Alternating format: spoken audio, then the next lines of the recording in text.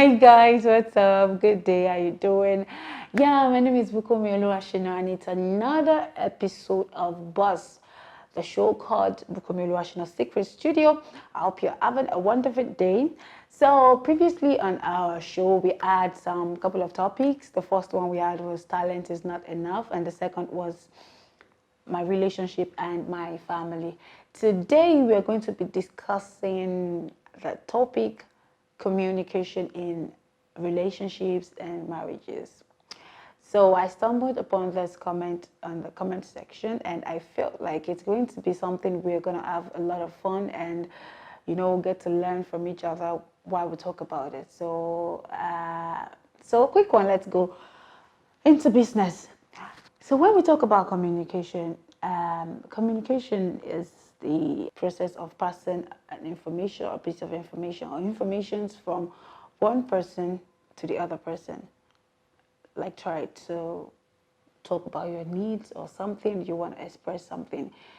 And in relationships, it is not only for the essence of expressing yourself or talking about your needs. Communication is also for the essence of getting to connect with each other, because a constant communication would help you to get to know each other. Now, there is no way we are going to talk about communication without trying to analyze the different types of communication, which is the verbal and the non-verbal. Verbal is when you're trying to express yourself through words, and the non-verbal is when you're trying to express yourself without words. It's very important that we know that the beginning of something is very, very important. We have some lovers that they are used to calling each other, like sometimes you call 5 times in the morning, 6 times in the noon, 8 times at night when you started your relationship. It's actually, I can say something bad, because love makes you do unspeakable things sometimes. So sometimes you get to break rules. You don't even know what you're doing. You don't even know if you're calling too much or not, because you just met. And like I do say, that the beginning of every relationship is always sweet. But it is very important that you get to pay attention to some few things and get to know that as you grow in your relationship or your marriage, there are a lot of things that will change. That if you don't get to understand that part very well, you will think that probably love is growing out of your relationship, or probably the person is growing out of emotions for you. And it happens this way because, and in the situation whereby you have a relationship that you as a girl or the guy, you're the one always doing the calling. Have you eaten today? Blah, blah, blah. You call off for like almost every time. At the end of the day, the person calls eventually, let me say twice in a day, because you're not even giving your lover the time and the space. So even miss you, let alone calling you. Now, if you make your lover feel so comfortable with you always calling them like that, you have to be the one keeping up with the calling. Maybe eventually, for as long as God knows. What I'm trying to say is that it is very important that sometimes you give people space. It is not every time you get to call people. That isn't the way to express your love to someone. When it gets to a point, the person will feel so comfortable with you doing the calling and they doing the receiving. And it wouldn't even look that, because you eventually get to find yourself saying the same thing over and over again every day. What you said yesterday, same thing you're going to say today, same thing you're going to say tomorrow. We have people who have chats, like you're chatting with your lover. The first thing here is, sup with you. You say, I'm fine. So how are you doing? I'm good. I hope you're doing fine. What's the difference between sup with you? I hope you're fine. How are you doing? It's still the same thing. So at some point, it will get to a part of, it will get to a point where it will look boring, or probably it may not even look boring. It may look like you're trying to choke them, because you call like too much. See, everything in this life, too much of everything sometimes changes the notion and the purpose of you doing it in the first place. It could look like the expression of love to you, like you getting to call somebody every time, but on the other hand, it will change. It might spoil things. Now, what I'm trying to say is that give them the space and time to miss you sometimes before you call. Don't be the one at the end of the calling every time. Let them call you too. Let them miss you and get to call you back. And then if you are too used to the calling thing, it's going to get to a point whereby the calling would reduce, because the person you're calling or you that you're calling might get busy. And the reason why it's always like that in the beginning is because you just met, you just started. So when it gets to the point whereby you both are getting busy with other things and the calling is not as frequent as before, you start thinking that something is wrong with your relationship. Meanwhile, nothing is wrong. It's just that you put too much of pressure, you abuse the calling thing. So what I'm saying in essence is that don't abuse calling in the beginning of a relationship. Let things just flow. Don't put pressure on each other just because you want to talk. Like, miss each other once in a while. Don't let your spouse or your boyfriend get to start complaining about, do you know you disturb me sometimes? So give yourself that space, breathe in and out, enjoy the relationship. Now, there is no way we are going to talk about relationship and communication without talking about languages, because you can't communicate with someone when you have not understand the kind of language they know, when you don't know the kind of language they understand. Let me put it that way. Now, for you to communicate properly with your lover and connect with them, you have to, I'm talking about non-verbal communication now, you have to understand what their language is, the kind of language they understand. That this is going to take me to love languages, because there's no way we're going to talk about relationship or marriage and we're not going to talk about love. And there is no way we're going to talk about communication and we're not going to talk about language. So let's talk about love languages. Now, we all know we have 5 love languages, which includes words of affirmation, and gifts, quality time, physical body contact, and act of service. I'm going to take my time to rapidly explain all of this. Gift means there are some people that they easily feel loved when you buy them gifts. That is the way you can get to show them that you really love and care about them, and they're going to feel that way, that, oh, this person cares about me. And that is for gifts. That's number 1. 2, words of affirmation. There's some people that they easily fall in love or feel loved when you get to write them poems, send them messages, love messages. You know, when you smile, you look like the brightest morning star. You're the most beautiful woman I've ever met. Some people feel loved that way. You can easily penetrate into their heart that way. They can easily fall for you that way. They easily appreciate your love for them that way. That is number 2. Number 3, act of service. Some guys like it when you come to their house, you help them wash their clothes, clean the house, like you ask them, what can I help you with? They have problems in school, like solving an assignment or something. You get to rally around to get things done for them. That is act of service. Somebody easily feeling loved by you, helping them lighten their burden.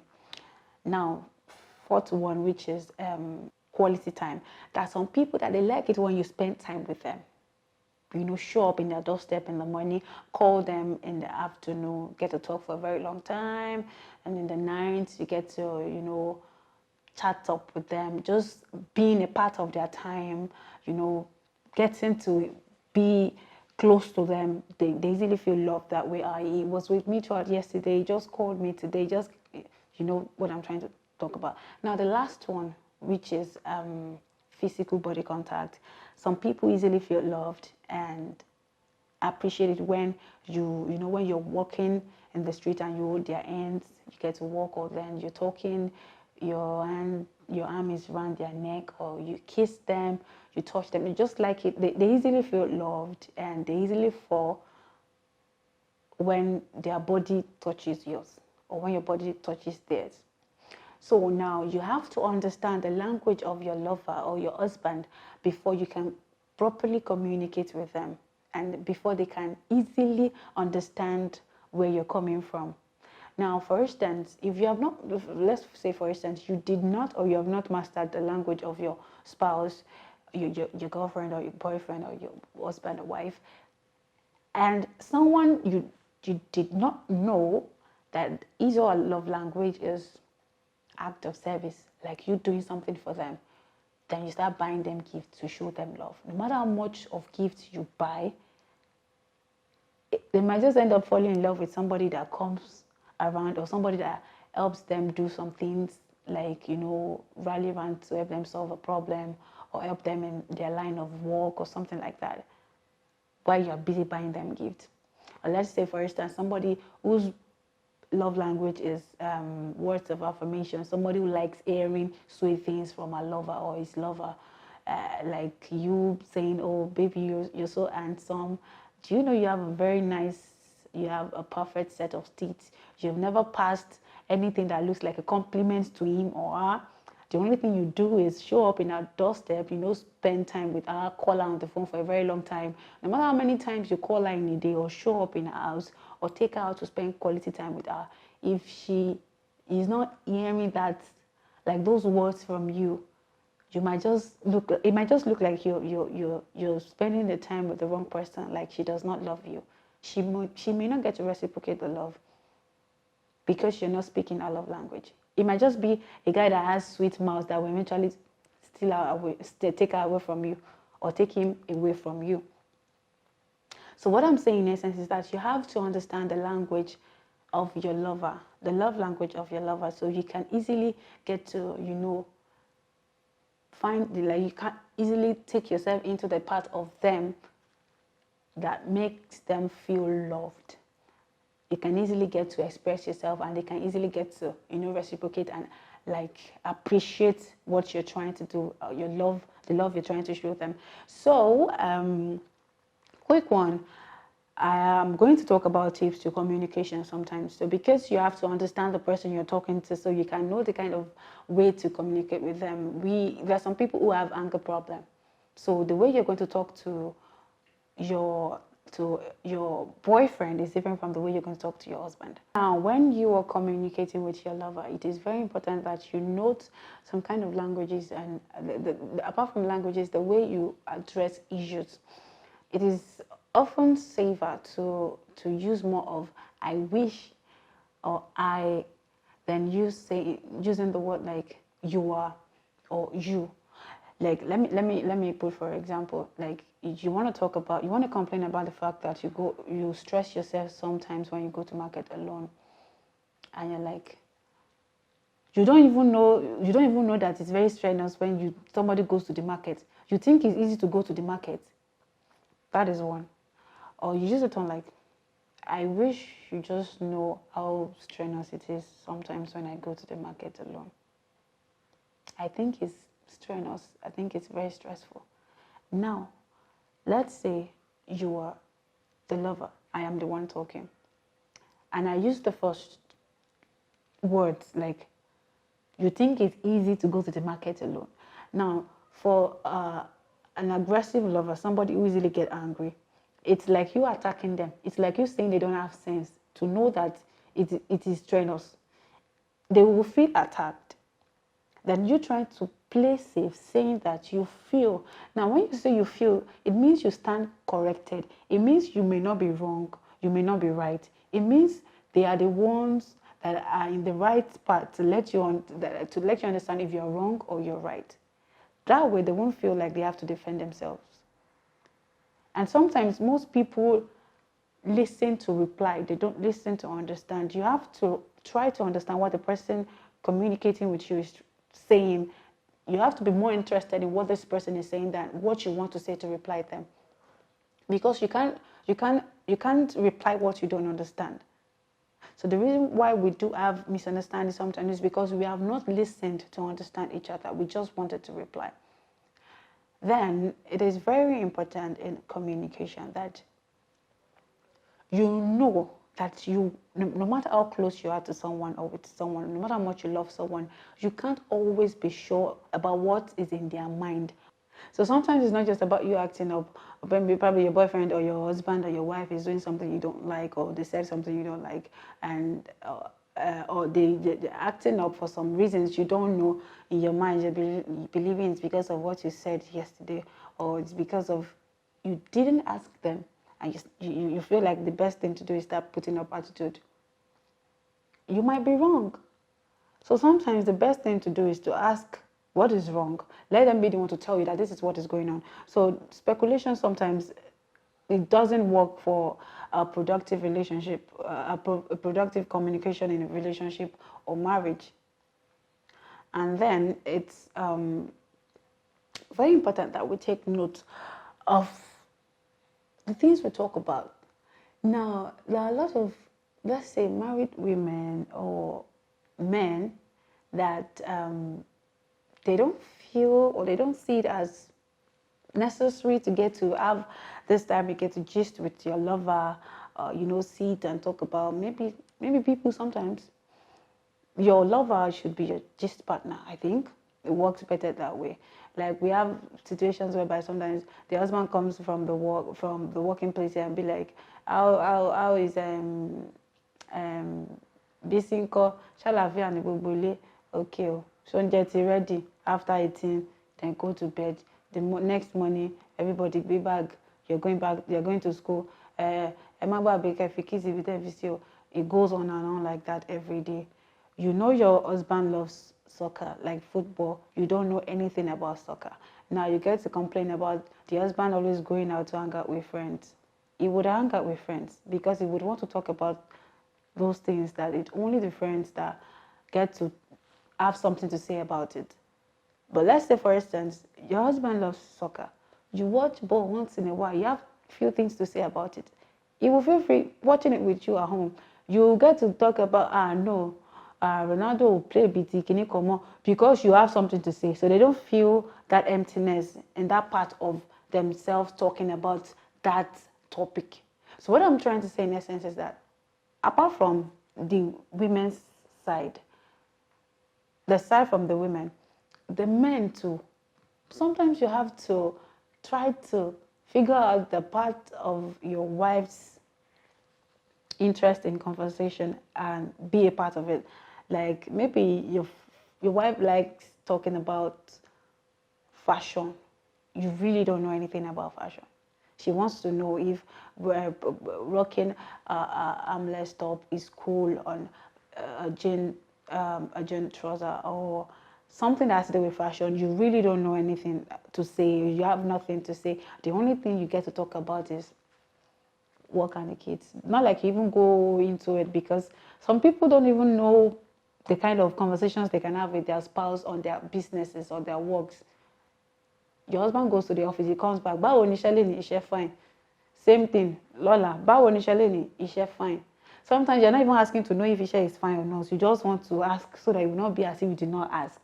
What I'm trying to say is that it is good to have a very intimate communication with the person you're married to or the person you're dating. It helps you to fill in some space in their mind when it comes to another part of them apart from the romantic part, apart from the wife and husband part, apart from the girlfriend and boyfriend part. They get to talk to you about some things that they feel or they used to believe they can only talk to their friends about. So eventually you find yourself being their best friend, their confidant, and their spouse. Then another thing is have something productive to talk about. Don't be the kind of person that talks about the same thing every day. Men, the real men knew that really wants to settle down with you, with a woman, or some women, some intelligent women that are trying to settle down with a man, or let's say husbands and wives. Everybody is looking for somebody that is going to contribute to their lives. Some people, the only time they get to talk is when they're in bed, when they want to have sex. If your lover gets to understand or see that the only time you guys get to have this intimacy is when you want to make love, it does not actually make any sense. You have to be that kind of lover, that kind of person that has something productive that comes out from your communication with the person you're in love with.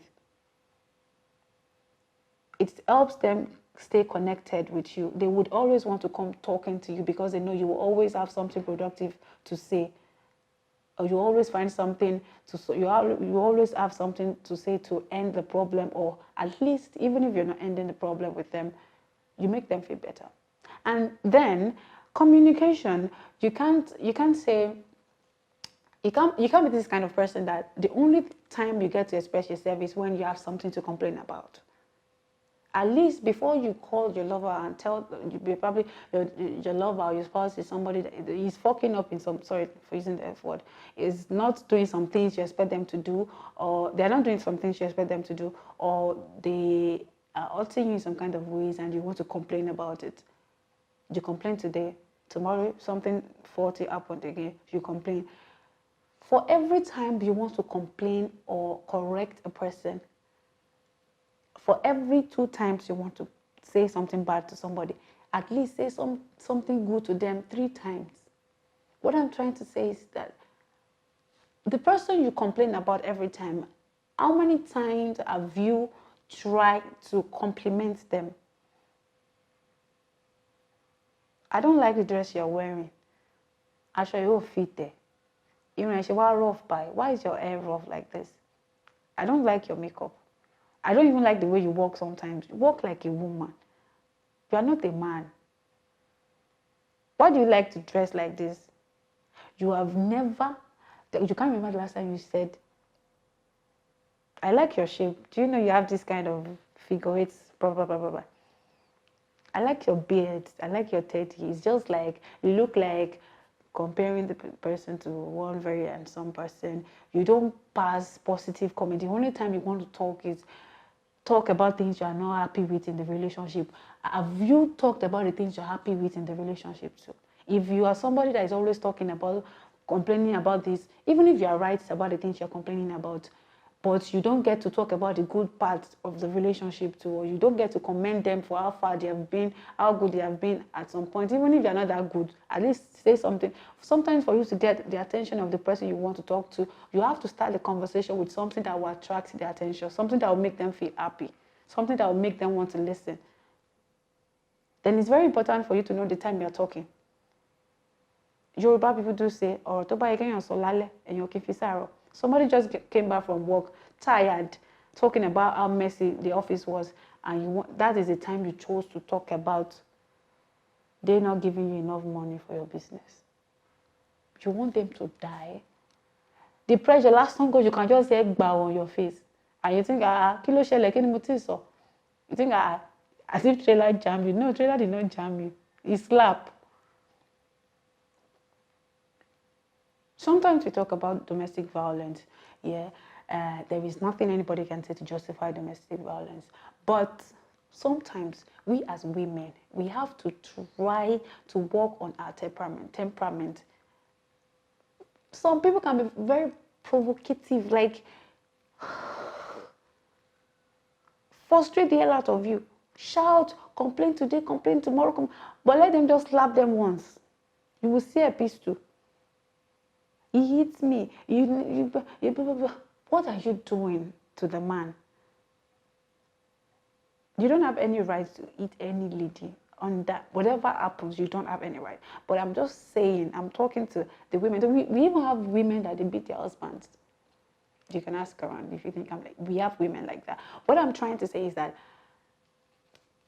sometimes it's not about the person you're complaining about. Ask yourself, what am I doing wrong?